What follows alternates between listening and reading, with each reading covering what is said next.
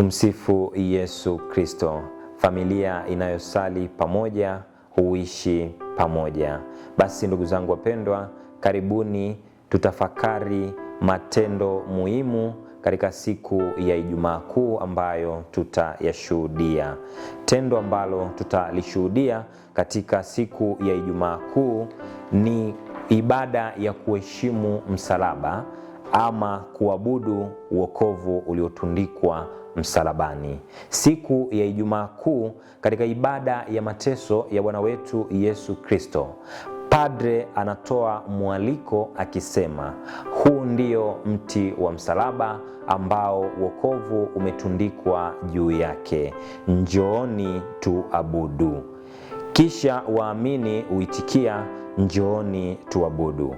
Hapa mwito huu umewaweka watu njia panda na kutufanya tuweze kujiuliza, je, hichi ambacho tunakifanya ni tunaabudu ule mti wa msalaba ama tunaabudu wokovu uliotundikwa juu ya msalaba? Kutokana na mwaliko huo, kuna maswali makubwa mawili ya kujiuliza kama nilivyotangulia kuyaweka hapo mwanzo vizuri. Je, ni tunaabudu huo mti wa msalaba au tunaabudu huo wokovu ambao umetundikwa juu ya msalaba?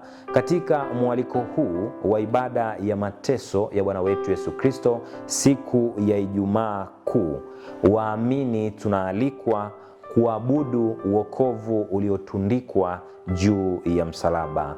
Jina la Bwana wetu Yesu Kristo ni Yeshua au Joshua, ambalo linatokana na lugha ya Kiebrania, ambalo kwa Kiswahili tafsiri yake ni wokovu.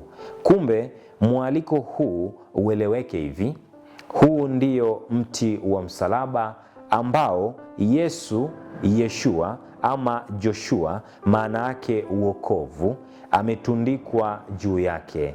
Njooni, njooni, njooni tuabudu. Tuabudu wokovu ambaye ni Yoshua au Yesu. Kumbe katika mwaliko huo tunaitwa kumwabudu Yesu ambaye ni Yeshua au wokovu aliyetundikwa msalabani. Katu hatualikwi kuabudu mti wa msalaba, bali kumwabudu yeye aliyetundikwa juu ya mti wa msalaba. Sanamu ya Yesu iliyoko kwenye misalaba ambayo tunaiheshimu siku ya Ijumaa Kuu inaashiria Yesu Kristo wokovu wetu, Mungu aliye hai aliyeko mbinguni. Hivyo Ijumaa Kuu tunamwabudu Yesu Kristo wokovu wetu, Yeshua wetu aliyetundikwa juu ya mti wa msalaba. Ijumaa Kuu atuabudu mti wa msalaba kama mti wa msalaba. Msalaba tunauheshimu na sio kuabudu, tunaabudu wokovu. Tunaabudu wokovu wetu ambao ni Yesu Kristo. Wakatoliki hatujawahi kamwe kuwa na sanamu ya Yesu ni Mungu wetu. Hatujawahi kusema hicho kitu. Hivyo hatujawahi kuabudu sanamu, kwani kuabudu sanamu ama kusujudu ni kumfanya mtu au kitu kuwa Mungu wako. Hata siku moja hatujawahi kusema kuwa sanamu au msalaba ni Mungu wetu na hivyo kuvisujudia. Tendo lingine, ndugu zangu wapendwa, ambalo tunaalikwa kulitafakari ni tendo la kuzimwa taa zote wakati wa liturujia ya mwanga kwenye mkesha wa Pasaka. Katika misa ya mkesha wa Pasaka huwa kuna liturujia ya mwanga. Moto hubarikiwa na mishumaa ya Pasaka huwashwa kutokana na moto uliobarikiwa, na kisha mishumaa mingine huwashwa kutoka katika mshumaa wa Pasaka. Wakati wa liturujia hii huwa taa zote zinazimwa na hivyo kuingia kanisani tukiwa tu na mwanga wa mshumaa wa Pasaka na mianga ya ile mishumaa mingine. Kitendo cha taa kuzimwa na kuanza liturujia ya mwanga tukiwa gizani, tunaonesha kuwa ulimwengu bila Yesu ni giza tupu.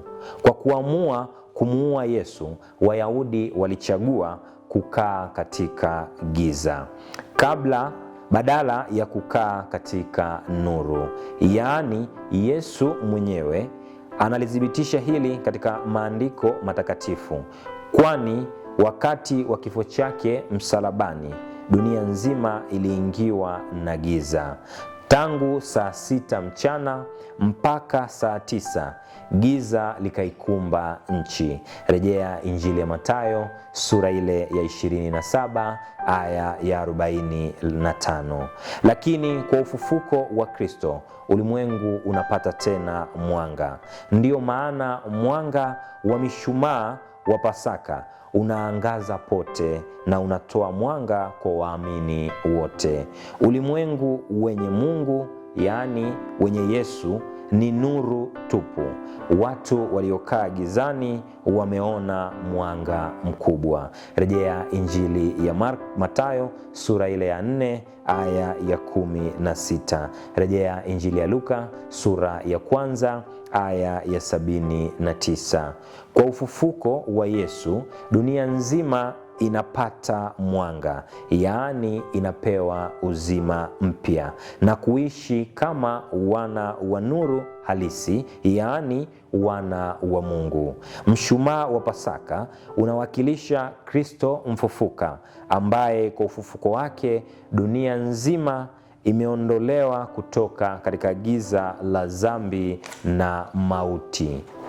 Onyo: kwa kuwa moto unaowashwa katika mkesha wa Pasaka ni kwa ajili ya matumizi ya kiliturujia, basi ni vema ukatumika kwa tukio lililokusudiwa.